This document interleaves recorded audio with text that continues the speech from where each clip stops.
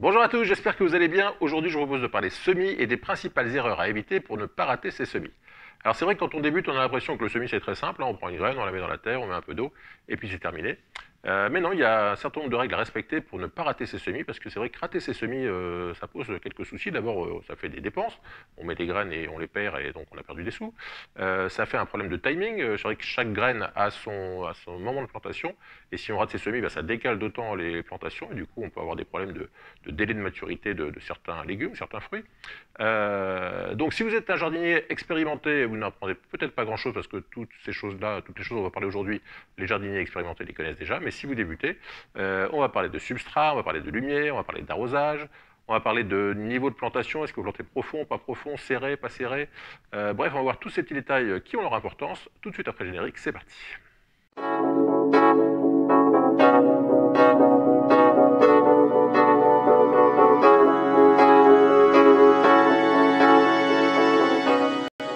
Alors la première erreur qui se pose quand on fait du semis, c'est les problèmes de mauvais timing. C'est vrai que chaque espèce a un timing particulier, a une date de semis, une période de semis particulière, et quand on débute, souvent, on achète un paquet de graines en hiver, et puis dès la mi-février, fin février, dès qu'on voit que l'hiver se termine, on commence à tout semer d'un coup. Évidemment, c'est la catastrophe, puisque s'il y a des choses qu'on peut semer dès la mi-février, hein, les radis, les fèves, les pois, les choses comme ça, bah, il y a d'autres espèces qui ont besoin de plus de chaleur, plus de lumière, qu'on sème beaucoup plus tard. Donc on sème par exemple les tomates plutôt vers la mi-mars, les cucurbitacées plutôt vers la mi-avril. Et pourquoi ces dates? Puisqu'en fait, on se base sur la période des saintes glaces. Les saintes glaces, ce sont les 3 derniers jours avant le 15 mai. Et en France, on considère en général que c'est la date à laquelle on n'a plus de risque de gel sur les cultures. Donc, comme une cucurbitacée prend environ un mois pour se développer avant d'être mis en terre, on la plante vers le 15 avril. Comme une tomate peut tenir environ 2 mois dans un pot, on la plante vers le 15 mars. Mais si vous plantez vos tomates au 15 janvier, vous allez devoir les garder 4 mois en pot. Et là, évidemment, la plante va avoir du mal, va souffrir. Et donc, quand vous allez la planter, vous allez planter une plante abîmée. Donc, le mauvais timing, c'est la première erreur.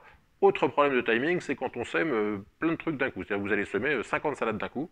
Donc si vous semez 50 salades d'un coup, vous allez avoir 50 salades arrivées à maturité d'un coup. Et à moins que vous soyez un régiment chez vous, manger 50 salades dans la même semaine, ça va être compliqué. Donc il y a aussi un problème de timing par rapport à l'espacement des semis, hein, les radis, les salades, toutes ces choses-là qu'on mange régulièrement. Mais si on les mange régulièrement, il faut les semer régulièrement. Donc le mauvais timing, c'est la première grosse erreur quand on fait du semis.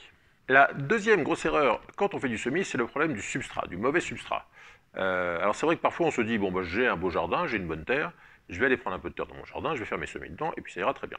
Alors ça peut arriver, ça peut marcher, mais c'est assez rare en fait. Pourquoi? Parce que les graines, les semis ont besoin d'une terre très souple, très légère, très drainante, pour se développer correctement, hein. C'est une toute petite chose, une graine. Et quand les racines commencent à pousser, si elles ont une terre trop argileuse, trop sableuse, trop dure en général, bah, les racines ont du mal à se frayer un chemin et donc vont avoir du mal à se développer. Donc je vous avais fait une vidéo il y a quelques jours sur le semis en caissette où je vous expliquais comment je faisais mon propre terreau de semis. Maintenant, si vous ne voulez pas vous compliquer la vie, vous pouvez acheter du terreau à semis tout fait. Alors c'est un peu cher, mais en tout cas vous serez sûr que vous n'aurez pas de soucis. Parce que si vous utilisez un terreau qui n'est pas sain, bah, vous risquez ce qu'on appelle la fonte des semis. La fonte des semis, ce sont des maladies cryptogamiques qui s'attaquent aux jeunes plants et qui sont fragiles. Et donc vous allez faire vos semis, vos plants vont commencer à se développer, et puis vont être attaqués, puis vont fondre, hein, vont disparaître. Donc le mauvais substrat, c'est la deuxième grosse erreur à éviter quand on fait du semis. La troisième erreur qu'on fait souvent, c'est un problème de semis trop dru ou trop profond. Alors normalement sur les graines que vous achetez, au dos des graines que vous achetez, vous avez des indications qu'il faut absolument respecter. On vous indique la profondeur de semis, on vous indique l'espacement, et parfois on se dit non, mais moi je vais en mettre un peu plus parce que j'ai pas trop d'espace, donc je vais mettre un peu plus, et puis comme ça j'aurai plus de plants sur l'espace. Alors c'est un peu souvent une erreur, parce que si vous semez trop dru ou trop profond, trop dru vous allez avoir des plants qui vont se gêner, donc qui vont mal se développer, et puis vous allez avoir du mal à dépatouiller quand il va falloir les repiquer. Et puis trop profond, bah, vous risquez un pourrissement, parce que si la graine a du mal à se développer avant de sortir de terre, bah, elle va pourrir dans la terre, et donc ça posera aussi un souci. Donc le semis trop dru ou trop profond, c'est la troisième erreur à éviter quand on fait du semis. La quatrième erreur à éviter quand on fait du semis, c'est une des erreurs les plus fréquentes, c'est laisser filer ses semis par manque d'éclairage. Alors c'est vrai que vous savez que les semis ont besoin de lumière pour se développer. Alors pas tout au début, hein, quand vous semez le moment du semis jusqu'à ce que les premiers cotylédons sortent. Les cotylédons, ce sont les premières fausses feuilles qui sortent, hein, parce que les deux premières feuilles, c'est ce qu'on appelle les cotylédons. Et ensuite, vous avez des vraies feuilles. Donc tant que la graine n'a pas germé, elle n'a pas forcément besoin de beaucoup de lumière, ça dépend des espèces, mais disons que souvent, même dans une lumière limitée, on va dire, la graine pourra se développer. En revanche, dès que la graine a germé et que les premiers cotylédons apparaissent, là, la plante a tout de suite besoin de lumière, et souvent, par manque de lumière, on est au mois de février, on n'a pas forcément une fenêtre exposée sud, on met ces plantes comme on peut à la lumière qu'on a, et puis on voit le célèbre filage. Hein. Alors je vous ai fait une vidéo il y a quelques jours sur la façon de bien éclairer ses semis en intérieur, donc je vous remets le lien évidemment. Mais c'est vrai que c'est vraiment une des erreurs principales. On se met à avoir des tas de tiges qui vont à la recherche de la lumière, et même si vous arrivez à sauver ces plants, souvent ce seront des plants qui vont être un peu on va dire, abîmés par cette recherche initiale de lumière, et qui ne donneront pas forcément des très bons plants. Donc le manque de lumière, c'est vraiment un des problèmes principaux qu'on rencontre lorsqu'on fait du semis. Cinquième erreur fréquente quand on débute et qu'on fait du semis, ce sont les problèmes de mauvaise température. Chaque espèce a sa température de germination. Vous avez des plantes qui germent très bien entre 5 et 10 degrés. Vous avez la salade, vous avez les radis, vous avez les pois, les fèves. Tous ces légumes qu'on sème en février à l'extérieur, ce sont des légumes qui poussent très bien, même au froid, même si la graine est au froid, même s'il y a un peu de gel parfois. En revanche, vous avez tout un tas d'espèces, les espèces tropicales, les cucurbitacées par exemple, les courgettes, les concombres, les melons, les pastèques, les cucurbitacées, les solanacées, les tomates, les poivrons, les aubergines. Ce sont des plantes qui ont à la fois besoin de chaleur et pour certaines qui ont besoin d'un certain délai de maturité. C'est pour ça par exemple qu'on plante les poivrons et les aubergines dès le mois de février, parce que c'est une espèce qui a besoin et de chaleur et d'un certain délai pour bien se développer. Donc si vous semez vos poivrons et vos aubergines avec les cucurbitacées au mois d'avril, vous allez avoir une maturité assez tardive, et comme le froid arrive assez vite vers octobre-novembre, vous allez avoir des poivrons ou des aubergines qui ne vont pas avoir le temps de se développer. Donc vous avez besoin de la bonne température, de la bonne période de développement. Et puis alors il y a aussi certaines plantes qui ont besoin à la fois de froid et de chaud. C'est ce qu'on appelle la stratification. Il y a certaines graines qui, si elles n'ont pas eu 90 à 100 jours de froid pendant l'hiver, ne pourront pas correctement se développer. Donc c'est un problème de conservation des graines.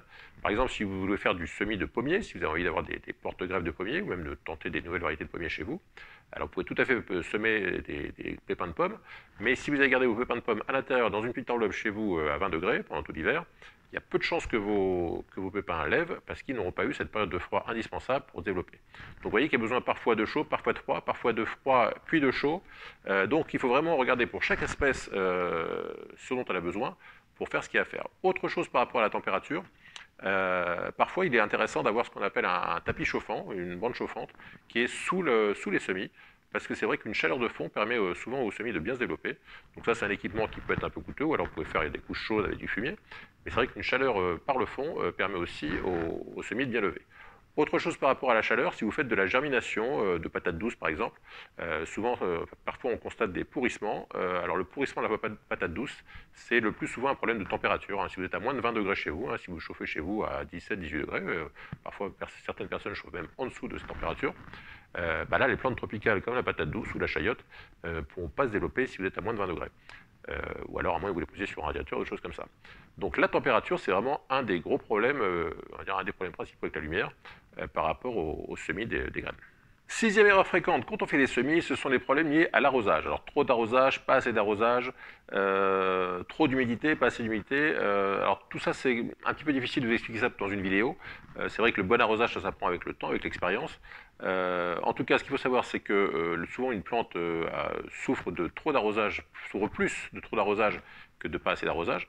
Pour maintenir la bonne humidité, vous pouvez mettre vos semis, il est souvent recommandé de mettre vos semis dans une mini-serre, qui va conserver une atmosphère humide autour des semis. Et puis après, au niveau de l'arrosage, la bonne technique, c'est la technique du doigt mouillé. Vous mettez votre doigt en surface sur la terre. Et puis si vous sentez un peu de terre sur le doigt, c'est que votre terre est humide, donc il n'y a pas besoin d'arroser. Si vous sentez que c'est un peu sec, vous arrosez. Mais alors là, attention, quand vous arrosez, n'arrosez pas avec le gros arrosoir, avec un gros jet d'eau qui va tout faire va tout exploser. Vous arrosez soit avec un petit pchit-pchit sur la terre et pas sur les feuilles, ou alors vous avez aussi le système de pompe avec une petite baguette qui va pouvoir être dirigée très facilement. Donc ça, quand vous avez une mini-serre avec 25 plants dans la mini-serre, c'est pratique de pouvoir glisser le petit doigt de la petite pompe entre les plants. Vous arrosez bien le substrat et donc pas les feuilles. Et comme ça, vous allez avoir le bon dosage d'humidité et d'eau dans le substrat. Alors si vous avez des doutes, il vaut souvent mieux moins arroser que trop arroser, parce que les plantes résistent mieux à un peu de sécheresse qu'à trop d'eau. Mais en tout cas, les problèmes d'arrosage, c'est vraiment un des problèmes avec la lumière et avec la température, un des problèmes principaux des semis quand on débute. Septième erreur fréquente, c'est tarder à éclaircir. Alors éclaircir, ça veut dire éliminer les plants, en tout cas les séparer pour qu'ils puissent bien se développer. Et c'est vrai que quand on fait ces semis, parfois on met pas mal de graines, parfois un peu trop de graines, et puis les semis se développent, poussent un petit peu, et puis très rapidement ils se gênent les uns les autres. Alors si vous laissez trop longtemps vos semis trop serrés dans votre terrine par exemple, donc ils vont se gêner, ils vont mal se développer, et puis ils vont encore une fois avoir tendance à filer pour essayer de trouver de la lumière chacun de leur côté, et donc vous allez avoir des plants un petit peu ratés. Donc dès que vous avez des plants qui commencent à être un peu trop serrés, n'hésitez pas à éclaircir rapidement, pour que chaque graine qui est levée puisse bénéficier de sa place au soleil et se développer correctement. Huitième erreur fréquente, quand on fait des semis, ce sont les problèmes de contenants. Alors chaque espèce, encore une fois, a un contenant adapté. Alors je vous ai pris ici quelques petits exemples. Là, vous voyez, vous avez un gros contenant. Alors ça, c'est le genre de contenant qui va être utile, par exemple, pour faire des cucurbitacées. Si vous faites des potirons, des courgettes, c'est vrai que comme ça, c'est une plante qui se développe vite et qui a besoin d'espace, un gros contenant comme ça peut être pas mal pour les cucurbitacées. Ensuite, vous avez le plus classique, on va dire, c'est le pot de 7 par 7. Alors ça, c'est vrai que c'est passe-partout, ça permet de semer tout un tas de choses, et puis c'est le bon volume pour beaucoup d'espèces. Ensuite, vous avez le modèle en dessous qui va mettre, là c'est plutôt pour des choses type salade, des choses comme ça, qui est un peu plus petit. Et puis vous avez encore après le petit modèle en tourbe qui là permet de replanter directement tout le paquet. Alors c'est vrai que ce genre de choses, il faut faire attention parce que ça absorbe de l'eau, donc il faut faire attention avec l'arrosage parce que ça risque d'absorber beaucoup d'eau. Mais donc chaque plante a un contenant qui lui va bien. Et si vous mettez par exemple un potiron ou une courgette dans un pot comme ça, en quelques jours, les racines vont se développer et vont avoir du mal à pousser. Donc bien adapter le contenant à l'espèce. Autre chose par rapport au contenant, vous pouvez aussi utiliser des petites choses comme ça de récup, vous savez, des petits bacs de salade, de choses comme ça, que vous pouvez utiliser pour faire des mini-serres. Vous pouvez utiliser ce genre de petites boîtes de croissants, de pain au chocolat ou de grande surface. Alors ça, vous avez une mini-serre qui est tout adaptée. Vous voyez, là par exemple, j'ai mis 6 pots de 7 par 7. Et donc là, vous avez la serre tout adaptée. Et là, vous pouvez faire 6 plants de tomates pour quasiment rien. Et ça nous amène à la 9e erreur. Quand vous avez ce genre de petite serre, c'est des problèmes de transition. Vous avez fait vos semis à l'intérieur, tout va bien. Et puis, il y a des jours de soleil et vous dites, tiens, je vais mettre ma petite serre au soleil. Et il faut faire attention parce que dans ce genre de serre, la température monte assez vite, dans toutes les serres d'ailleurs. Et donc si vous mettez vos plants en plein soleil alors qu'ils n'ont pas été habitués, ils risquent de cramer. Ça peut monter, la température peut monter assez vite, et donc vos plants risquent de cramer.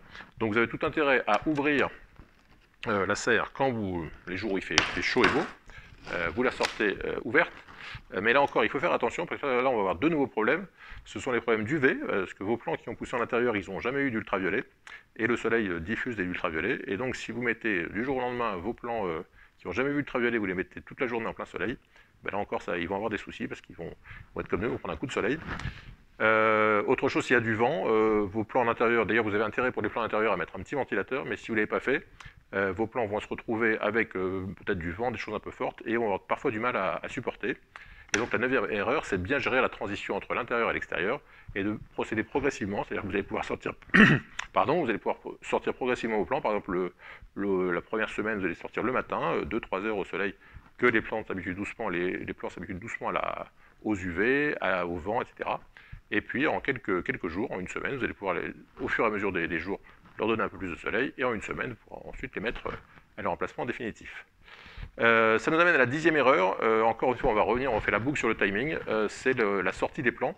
C'est vrai que parfois, si on a semé trop tôt, c'est ce qu'on disait au début, si on a semé trop tôt, on a des plants qui se développent de plus en plus, on a du mal à les garder à l'intérieur. Et donc, on arrive vers la mi-avril, fin avril, et puis on se dit, mes plants sont trop gros, je les plante, j'ai plus de place, je les plante. Et c'est là que parfois vient l'erreur. Si vous avez une gelée tardive, il y a 1 an ou 2, ici en Gironde, on a eu un gel le 29 avril.